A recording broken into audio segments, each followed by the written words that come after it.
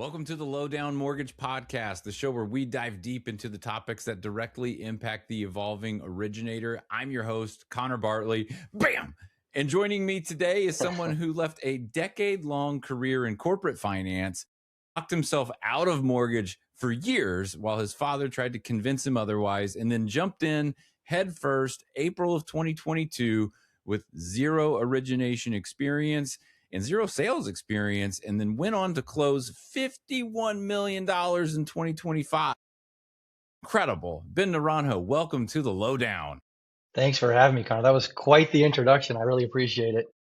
Hey man, you earned it, right? Like, I mean, at the end of the day, I'm not fibbing out here. I'm just telling your story, and I want to give you the opportunity to give us some more details and color to it all. And I'm excited to have you on the show. I mean, it's impressive to see someone rise, that quickly. And I think there are just special, unique individuals out there that have it in them. And obviously you're one of them. So excited to kind of unpack some of that. But let's start with the 10 years before mortgage, right? You're in corporate finance. Your dad's from the mortgage side of things. He, was spent years trying to recruit you to come get in, join the game, right? And it took a moment at your parents' house. You hear someone crying on the phone with your dad, right? And that finally flipped the switch.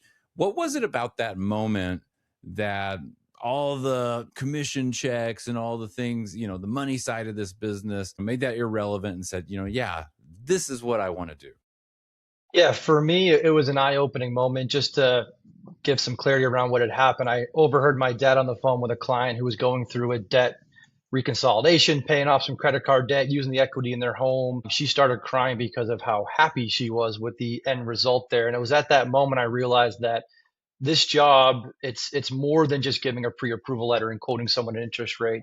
If done right with a consultative advisory approach, you can really change someone's life. And at that moment, I realized it's not just this pre-approval letter. If you're doing your job the right way and structuring things correctly for people, you can really change their life and set them up for success. And I think there's also a stubbornness to me, right? Like, I went to school for finance. I want to do my own thing.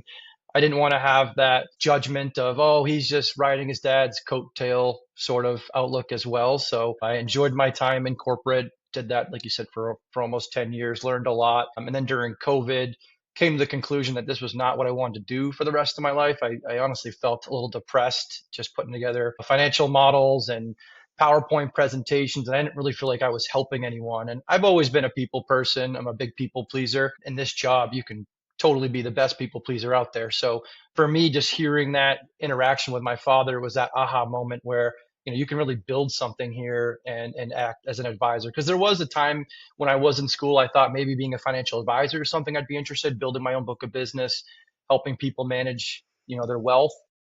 And this is really similar to that, right? You're really managing the debt side of the balance sheet. So for me, I thought that was really attractive, and being able to build something and help people just really checked off a lot of boxes for me the more I started digging into it and kind of put my stubbornness to the side. Yeah. What was like growing up around the business like for you? Like, what did you see, or what were some of the things that, like, what was your impression of mortgage? I mean, as a young child, my dad was bringing me into kitchen appointments, sitting down with people. So we like to joke that I've been in the mortgage industry since I was a baby, right? He'd be kicking my the stroller next to him, rocking me next to him. So I've been around it for a long time. I probably should have been more inquisitive and engaged into what he was doing, but for the most part, my dad was always on the go, always on the phone, driving around to appointments. And for me, it just felt kind of like a hustle and bustle environment. I don't know. I didn't really, maybe that's just like the naive child in me, not really understanding what your parents do. And then you get older and you can look back and it just resonates and clicks more. So I think growing up, I didn't really think much of it. My dad was just always working, weekends, weekdays. But at the same time, he was always there. He was always at my baseball games. He was at my football games, my soccer games. So the flexibility aspect of the job was also something that was extremely attractive to me the more I started digging into really what this job consists of. Yeah. So you came into the industry, no experience, just observational, right? No sales experience, And in 3 years, you went from 13 million in the first year, which, by the way, fantastic first year. I know a lot of people who've been doing this for a while that would love to have a $13 million year. Jump up to 51, and a lot of loan officers would plateau way before that. Just in your opinion, like, what are you doing differently that most people skip, or what do you think makes you different? I'll be honest, I have a very obsessive personality, first and foremost. And my friends like to joke with me that I finally found something that I can apply my obsessive personality towards. So from the jump, even when I was studying for my licensing, when I was mowing the lawn, even when I was taking a shower, I'd be listening to podcasts, I'd be listening to study material. So I really, again, let my obsessive personality take over, but in a beneficial way, right? So I think first and foremost, if you really want to take your business to another level, you do have to have this obsessive trait to be the best and really want to pour everything you can into your business. I think, first of all, just from like a personality standpoint, the obsessive competitor, I think, goes a long way. Obviously, leaning into real estate agents has been a big thing of mine. A top producer actually with Guild told me before I got in the business that you want to build genuine relationships to the point where you're getting invited to agents' weddings, right? So for me, I've always been kind of that, I'm really good at bringing people together, building relationships. And for me, it was really just focusing on real estate agents that were young, were hungry, were like-minded. So I started off just focusing on some of the younger agents that were maybe newer in their respective careers, but you could tell that they had that it factor in them. So that was a big focus of mine, working my social media. The first thing I did when I made the leap into the business was I made this big announcement on my LinkedIn, my Facebook, my Instagram, let everyone know I had made this career change. And the result of that, I actually got two leads, someone I went to high school with and a kid I interned with at Staples. Both reached out to me. And, that was the first two leads I got in the business was by making a social media post. So for me, social media is definitely an important part of the business. Related to one of those leads that did reach out to me, he was actually under contract with Bank of America. Things were not going well. We jumped in, closed quickly, actually had a better interest rate than what Bank of America was offering as well. So he was super pleased. But a big thing that I do is go to all my closings. So that closing, I went there. I actually met the attorney in person, to this day is one of my go-to partners. The agent was also there as well. He's now a personal client of mine. I did his purchase, his refinance. So going to your closings, I think, is such a simple thing that so many loan officers just sleep on. The amount of attorneys that make comments to me about, oh, wow, we haven't seen a lender here in a couple months. For me, like, I personally think it's lazy. I know we're all busy and have a lot of things going on, but for the most part, you're having these conversations over email, over phone, and this is your chance to really solidify that relationship. But it's not just with the borrower, it's with the attorney, it's with the agent. Hopefully, they're coming to the closing. So I think a lot of lenders sleep on the ability to connect with someone in person at these closings. And then you can take a photo with the whole team, you can go and post it on your social media, and it's just some easy content to remind everyone that, hey, Ben's out there closing deals, he's hustling and getting things done. So I think there's a lot that goes into going to a closing that you can leverage. Yeah, well, I think there's something to be said there. I mean, there was a statistic that was shared with me a while back that something like 87% of clients forget who their lender was, right? I Like they believe just, that. and I think it's because probably 87% of loans or are treated like transactions, and there's not that like extra mile of let's make this memorable, let's do something that kind of solidifies that relationship. Because yeah, if all you are is a signature and an email and a voice on the phone, the likelihood that someone's going to remember you beyond getting their keys drops dramatically unless there was some sort of Absolutely. like trauma along, unless there was like a trauma bond that happened. So you're working hard. That comes with long hours, right? I know you went through a period of time where you were working like 8 to 10:30 at night, right? Your wife's pregnant. You're asking for a full-time assistant for a long time. And there was some resistance there, I think, along the way. And finally you made the push and said, I got to get what I need. What changed in your business the moment you had that real support? Yeah, so I think in general, it's really hard to scale your business once you hit that 20 to 30 million dollar mark. That's just what I've noticed and what I've heard from others. So for me, I felt like the only way for me to actually grow and take things to the next level was to bring on help. And I'm a total control freak. I get very nervous delegating. But I think if you want to take things to the next level, you have to learn to delegate. There's a lot of things that we do as loan officers that don't need to be done by us, like going through documents and labeling things and even structuring the loan in the file itself. So for me, bringing on that assistant, I think is the primary reason I was able to go from 24 to 50 million, from 24 to 25. And by adding her to my team, it just freed up a lot of my time and allowed me to go out and do what I enjoy doing, which is connecting with people and bringing in more business, right? Because if you're stuck in your files, it's really hard to continue growing and scaling. And I struggled with that for a while. And, we've talked about this, right? A lot of mortgage companies are a little reluctant at times to invest in additional help. It costs them money. The way we have it set up over here is you typically need to agree to closing a certain amount of deals to have the company pay for it. So I was getting feedback from others internally here, well, what if you don't close? You're going to have to pay extra money. But for me, I started realizing, what, even if I don't, it's giving me back time to spend with my family and my wife. And, I didn't want to have a divorce before even having our first child here. So my wife was not happy, and I don't blame her because I was MIA for the most part, almost every single day. And, weekends I was working open house a lot, and for me, bringing on this help was what really allowed me to take my business to another level, and also, you know, created a better environment at home as well for my wife, which she totally deserves, and now my 11-month-old daughter. Yeah, well, I love that, and it's been said before on this show that if you're not willing to put a little skin in the game, you may not really believe that you're actually going to grow if you have that help, right? And so I think there's a lot to be said about saying, yeah, I'm going to take that bet on myself. If it means I might have to spend a little extra money, I know what I need to get to the next level, and I'm going to use that leverage. Right. And so I think when people take that initiative, good things follow. Right. And because they realize this is what I need. I have to have it in order to go where I want to go. And otherwise, it's just lip service. And so I think it's great that you were willing to kind of put your money where your mouth is. And I think that also, like, now that there's a sort of, do you feel like now that there's sort of a responsibility to that other person that like you're more 100%. motivated to continue producing more? Because I hear that a lot from folks too. We What does talk that do about for you?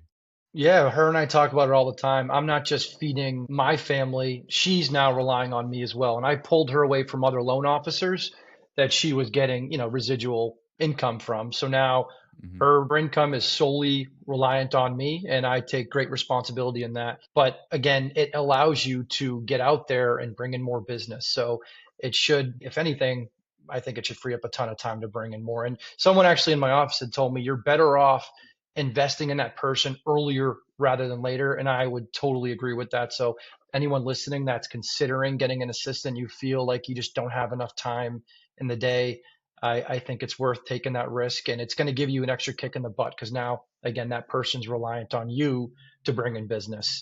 Yeah. So just go for it.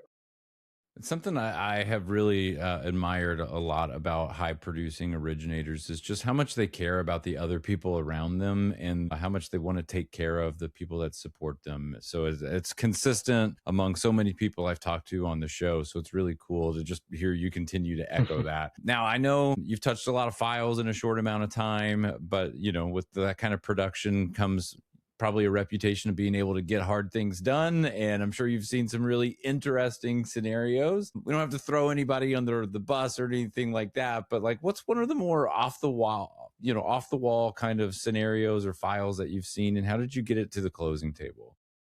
Yeah, I've had a couple recently, and they're very similar stories. A lot of them stem from getting some sort of down payment assistance. I know every state has their own state agency programs and bond programs that they offer, but I had one recently in Connecticut where she got a raise right when we were getting under contract and didn't think much of it. But a lot of these programs have income limitations. So, we got under contract, had to scramble. I had to get creative with how to structure it where her cash to close figures weren't exorbitantly higher than what she was expecting, right? So we're now flipping this to a 3% down option where I actually, to be honest, had to get skinny on my pricing and help her out and her family out. So cutting commission, giving lender credits. So that's a big thing that sometimes we have to do if you want to help someone get into this respective home. I think sometimes you got to make some personal sacrifice, which might not be a popular take within the industry. But I'm the type of person that I'll do whatever it takes to get someone into a home, and it can be at the expense of my commission. And my assistant will sometimes be like, Ben, I don't know if you should do that, but it helps me sleep better at night. I have another scenario right now, similar story. She was going through mass housing, which offers down payment assistance here in Massachusetts. And initially, we had to work through a ton of credit issues with her. It's an affordable housing unit, just to top things off. So it's been stressful from the get go. And then once we got under contract, a big portion of her income is through child support. And once we got those Department of Revenue statements, we realized that her ex had been missing payments and been inconsistent. So we couldn't use that income. Her and I had a lot of emotional conversations on the phone. Similar story, had to pivot the 3% down option, got creative with some lender credits. And, she's now closing in a couple of weeks, and we're about to get that clear to close, hopefully today. So, sometimes you got to make some personal sacrifices when you run into these situations. And I tell my agents all the time, I'm willing to do whatever it takes to help your clients out. And I think you kind of hit the nail on the head about caring about our team. It's just caring in general, right? Every family, every Hmm. client I talk to, my wife always says that, that's a big reason for the success that we've had is because of how empathetic and how much we care. And I put a lot of pride into that sentiment. Yeah. That's something we call on the lowdown like impact over income. Hmm.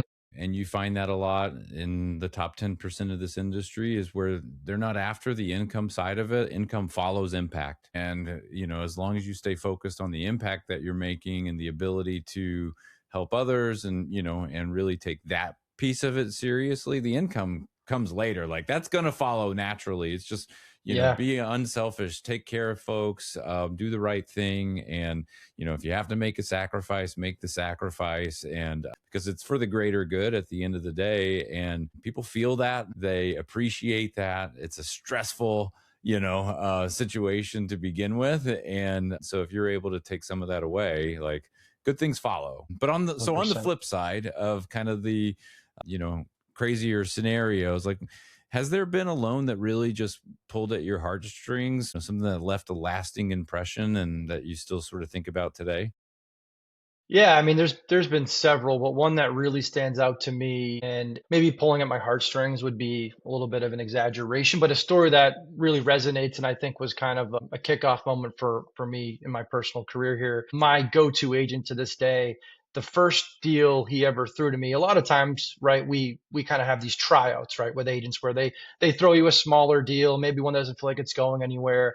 And I had a kid buying his first property by himself. He'd already been pre-approved with another lender. He wasn't pre-approved for much, to be honest. And the agent was like, something just doesn't feel right with this pre-approval. So we did a deep dive into it. I looked at his credit report.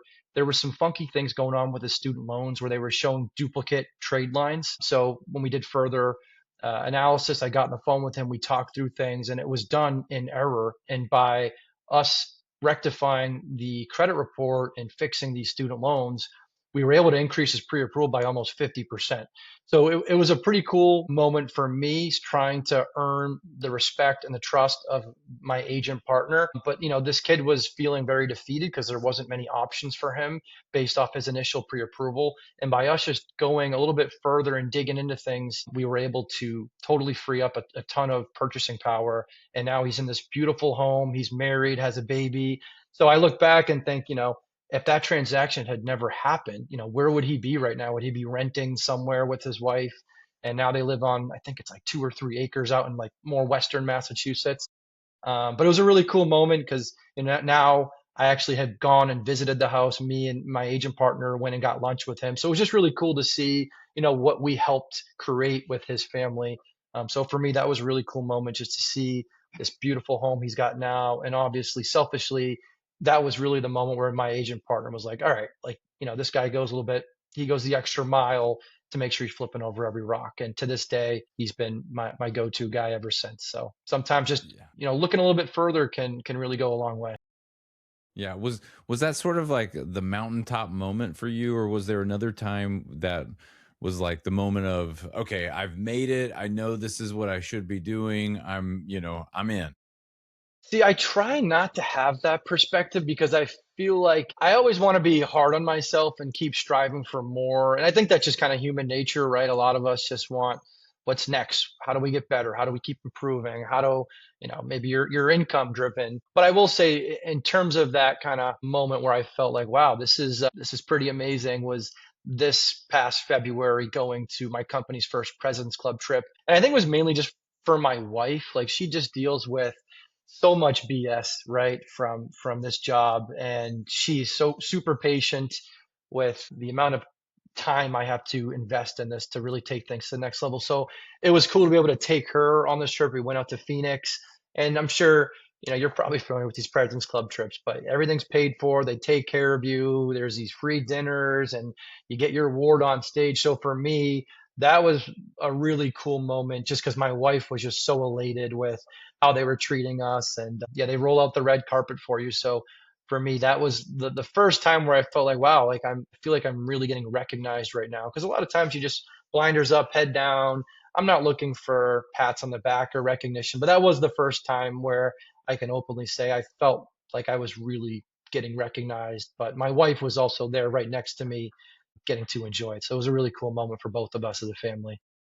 Yeah, that's really awesome when your spouse can kind of get a front row seat to that and go, wow, okay, this is really like, I mean, this is Yeah. really cool. They see the appreciation, they see, like, I mean, not everybody gets to see the leaderboard or what's really going on or how things compare to what others are doing. And when you can kind of bring your inner circle into the work side of things and they really get an understanding of what it all means in the grand scheme of things and then see the appreciation that comes with it, like that's really cool. Yeah, she's my COO too. So I know a lot of Yeah. people keep business away from, their partners, but for me, my wife she's super smart. She's very strategic.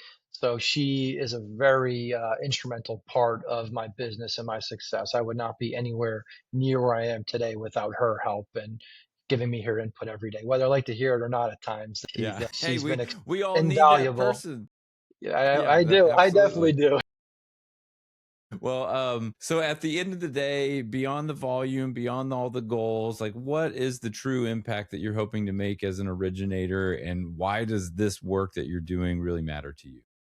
Yeah, so I know I feel like a broken record because I keep saying the same things, but I just truly, since I was young, I've always wanted to help people and want to make an impact on people's lives. And buying a home, you could argue, is one of the most stressful things you'll go through. So for me, it's not just running numbers and giving an interest rate. I act as a therapist half the time, right? So by the end of the transaction, I've developed a really strong relationship with a lot of my clients.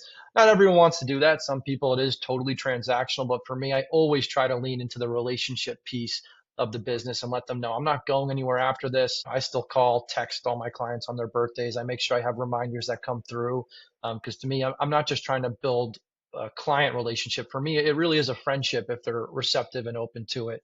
So it's just been really meaningful and impactful. One thing, not to keep talking about the same agent, but we did something different this year. We went around and we dropped off apple pies to all of our mutual clients on Thanksgiving. And just going to my clients' houses and seeing what they've done and hearing them, talk boastfully about all the amazing improvements they've done and this and that. It was just a really cool moment for both of us. And, we're driving home and I'm like, geez, I can't believe that we were the reason that they're in these homes and made this impact on their lives. So I think if you lead with an empathetic approach and you are genuine and you're not just chasing money, good things will follow.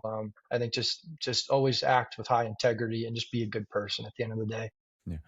Well, I love that that's really cool. Like you're going to what used to be a house and now it's a home, right? You're Hmm. visiting and dropping off the apple pies, but then also just getting another opportunity to see what's new in those, the lives of those people that you've really impacted and what the place that they now call home and what they're doing with it, the toys in the yard and the, all the other things that kind of Yeah. come with it and the memories that they're creating there as a family. So I love that you're doing that. That's And really cool. I hope that we we continues.